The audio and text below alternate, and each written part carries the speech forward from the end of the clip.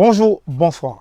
Bienvenue sur la chaîne de l'immigration et de l'entrepreneuriat. Dans cette vidéo, je vais vous faire part des étapes qu'il m'a fallu pour venir au Canada en 2014. Alors, comme je l'ai dit plusieurs fois sur cette chaîne, ma procédure d'immigration n'était pas la plus facile du tout. Alors là, vraiment pas du tout. Il m'a fallu attendre 4 bonnes années afin de pouvoir avoir le fameux sésame qui me permettra d'immigrer au Québec, dans la province du Québec. Alors, ma procédure d'immigration a commencé quand j'étais encore en fonction au Cameroun. Je travaillais pour une entreprise qui faisait dans la fourniture du service Internet, Internet Service Provider. Quand j'ai commencé le travail dans cette entreprise, je savais déjà que j'allais immigrer parce qu'un ami m'en avait parlé. Et donc, j'ai commencé à me renseigner, j'ai commencé à regarder le site du gouvernement canadien à l'époque. Et c'était plus la province du Québec qui m'intéressait parce que j'avais déjà des atouts de ce côté. Et une fois que je me suis mis à me renseigner, j'ai commencé donc à regarder les critères d'admissibilité et j'ai jugé selon ces critères que j'étais admissible de par mes expériences académiques et puis aussi de par mes expériences professionnelles. Une fois que j'ai démarré ma procédure, j'ai commencé à soumettre les éléments de documentation dont le Québec voulait afin que je puisse venir en tant que travailleur qualifié. Et pour ceux qui ne le savent pas, avant on ne parlait pas d'ARIMA, c'était l'ancien programme.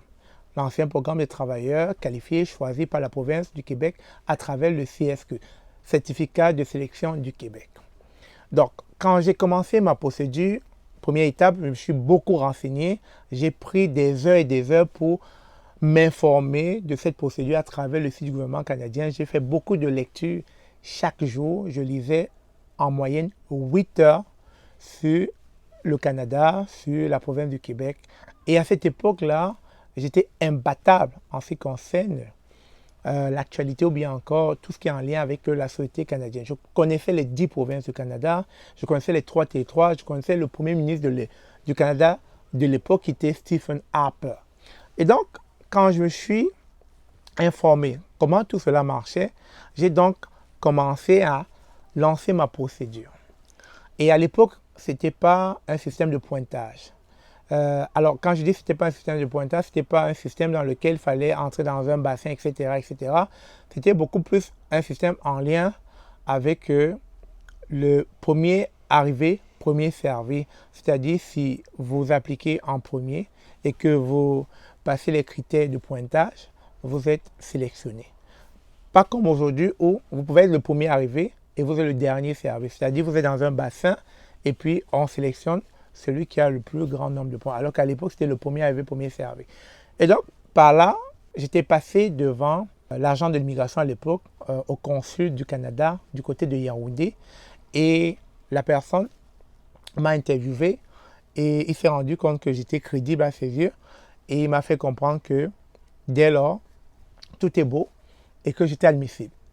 Et il fallait avoir au moins 67 points pour pouvoir être admissible dans la province du Québec à cette époque-là. Je pense que j'avais dépassé le quota des points attendus. Et par la suite, comme j'avais soumis les informations de mes études académiques, il fallait statuer. Il fallait qu'il vérifie si effectivement j'ai vraiment les diplômes dont j'ai rempli dans le formulaire. Et en général, ça prend 1 à 2 ou 3 mois afin qu'on te donne un retour. Mais dans mon cas, moi, pour qu'il me revienne concernant mon diplôme de licence obtenu à l'Université de Beya, ça leur a pris 1 an, jour pour jour. Ça a pris 1 an pour qu'ils statuent. En général, ça ne met pas long. C'est, comme je l'ai dit, c'est maximum 3 mois. J'ai un ami avec qui on l'a fait au même moment. Lui, au bout de 3 mois, il avait déjà ses résultats. Moi, ça a pris 1 an pour qu'il statue parce qu'à l'époque, l'Université de Beya était sujet de pas mal de troubles. Et puis, il y a eu comme une petite année blanche entre-temps et les études ont été comme plus ou moins bafouées. Et ils voulaient se rendre compte si, entre-temps, ce n'était pas de faux diplômes. Si je n'avais pas obtenu de faux diplômes, que je n'avais peut-être pas arrangé des faux diplômes juste pour passer la procédure. Après vérification, ils se sont rendus compte que mon diplôme était fiable. Et 1 an plus tard, ils m'ont remis, parce qu'à l'époque, j'avais soumis l'original de mon diplôme. Ils m'ont remis mon diplôme en me disant que j'ai passé la procédure et que je vais recevoir mon CSQ, mon certificat de sélection du Québec.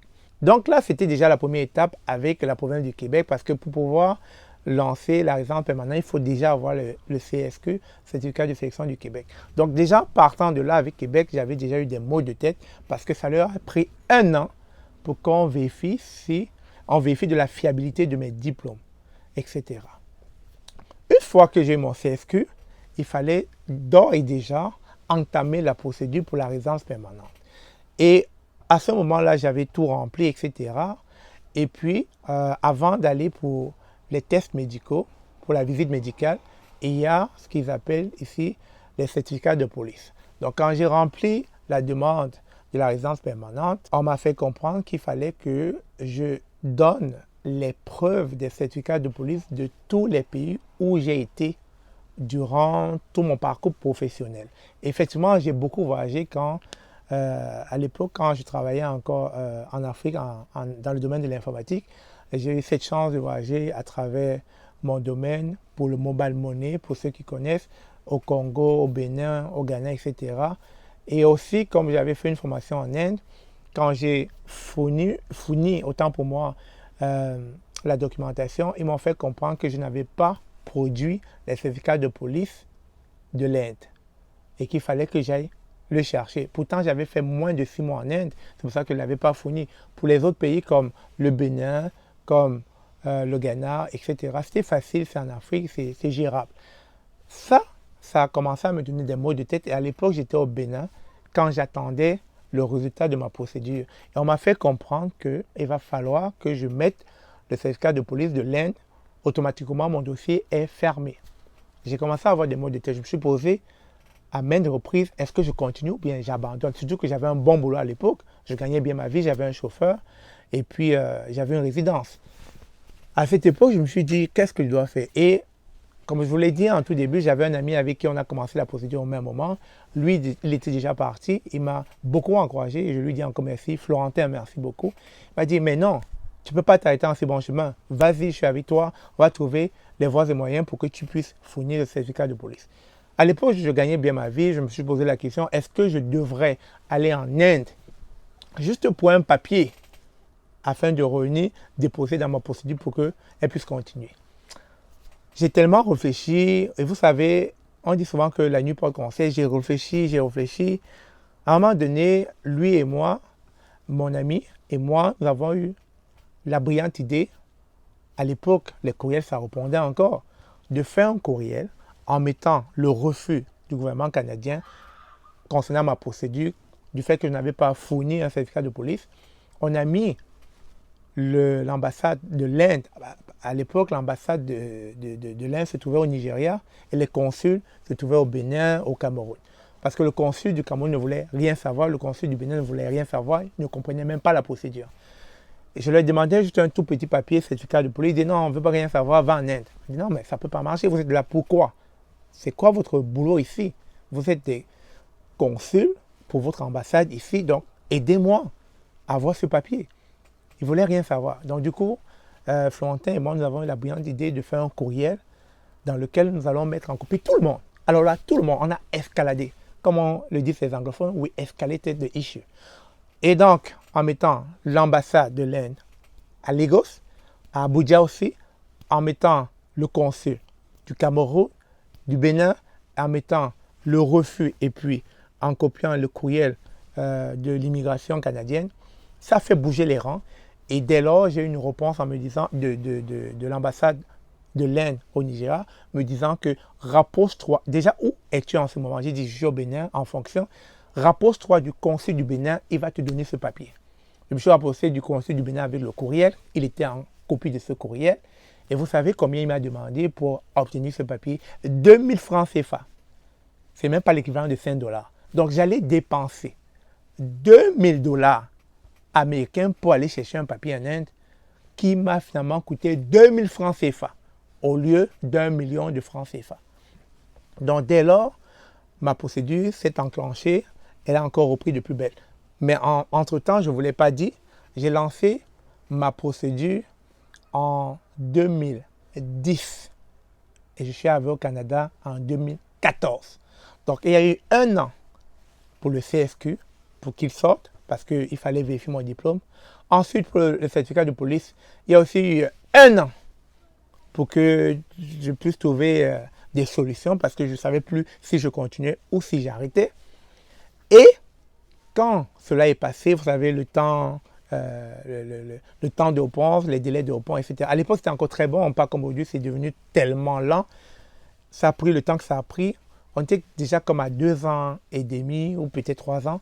Et lorsqu'on m'envoie le VM, la visite médicale, c'est en général la dernière étape afin d'avoir le sésame, afin d'avoir votre visa pour venir au Canada. Donc, quand on m'a envoyé ma VM, la lettre de visite médicale, j'étais au Congo à l'époque en fonction pour Vodacom.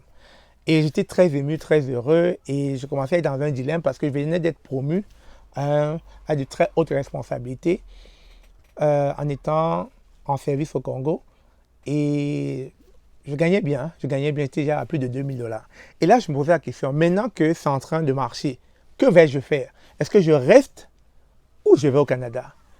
Ça encore, c'était vraiment un dilemme. C'était des décisions très difficiles à prendre à l'époque. J'en ai parlé à ma famille, à mes parents, etc. J'en ai touché un mot à mon ami Florentin. On réfléchissait, pourquoi pas aller tenter l'expérience canadienne, etc. Entre-temps, je suis allé faire ma visite médicale. J'ai pris un vol du Congo pour aller au Cameroun. Arrivé là-bas, j'ai fait ma visite médicale, je suis revenu. Devinez quoi? Le médecin m'appelle 1 semaine plus tard en me disant qu'il y a eu erreur au niveau de mes examens. Ils ont fait une erreur, ils ont perdu mes examens. Oh mon Dieu. Je me suis dit, mais décidément, cette procédure ne va donc jamais finir. Il a fallu encore que je prenne un autre vol du Congo pour aller au Cameroun, pour cette fois-ci faire la visite médicale afin que cela puisse passer et que le médecin envoie cela à IRCC au Canada. Et vous savez, les allées et venues, le temps, le délai, etc. Finalement, je me rappelle encore, j'ai eu mon visa en 2013, avant la fin d'année. En 2013, il fallait donc se décider à venir au Canada. C'est en avril 2014 que j'arrive au Canada. Donc, c'est juste pour vous dire que si vous êtes dans ce type de procédure, ce genre de procédure tumultueuse autant pour moi, dans laquelle vous avez tout l'impression qu'il y a comme un malin génie qui se met en travers de votre chemin, qui vous bat à la voie, qui empêche que les choses évoluent dans votre vie. Dites-vous que beaucoup de personnes sont passées par là. Alors, est-ce que c'est spirituel? Est-ce que c'est juste de la malchance? Est-ce que je ne saurais répondre à ces questions? C'est selon chaque personne. Mais pour moi, c'est juste que les choses ne se sont pas alignées. Parce que je reste toujours dans la logique que nous sommes dans un monde où le paraphysique prime. Bon, après, peut-être vous pouvez appeler ça le spirituel si vous voulez, mais les choses n'étaient pas alignées. Vous comprenez? Les choses n'étaient pas alignées parce qu'à un moment donné, mon ami Florentin qui était ici, on a commencé au même moment. Au bout de 2 ans, il était déjà au Canada. Moi, ça m'a pris 4 ans. Et donc, à un moment donné, on peut se poser la question, on peut se remettre en question. On peut se demander, mais qu'est-ce qui n'a pas marché? Mais c'est juste pour que vous compreniez que beaucoup de gens passent à travers des obstacles. Mais la belle attitude ou la bonne attitude, c'est de ne surtout pas se décourager et de ne surtout pas abandonner. C'est ce que j'ai fait. Je n'ai jamais abandonné. Vous avez vu, je viens de vous parler un peu des différents obstacles à travers lesquels je suis passé, mais je n'ai jamais abandonné.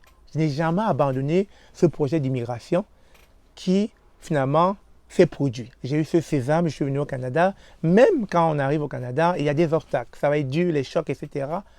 Mais je suis passé à travers tout ça. J'ai créé une chaîne YouTube. Je vous partage ces expériences. Je vous partage la réalité de manière transparente afin que ça puisse vous édifier, afin que ça puisse vous interpeller, afin que vous vous reconnaissiez dans cela et que vous n'abandonniez en aucun cas.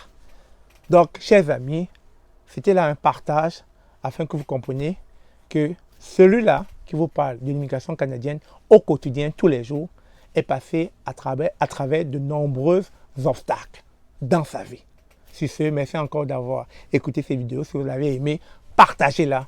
Parce que vous ne savez pas, ça pourrait motiver quelqu'un qui se retrouve dans ces mêmes conditions.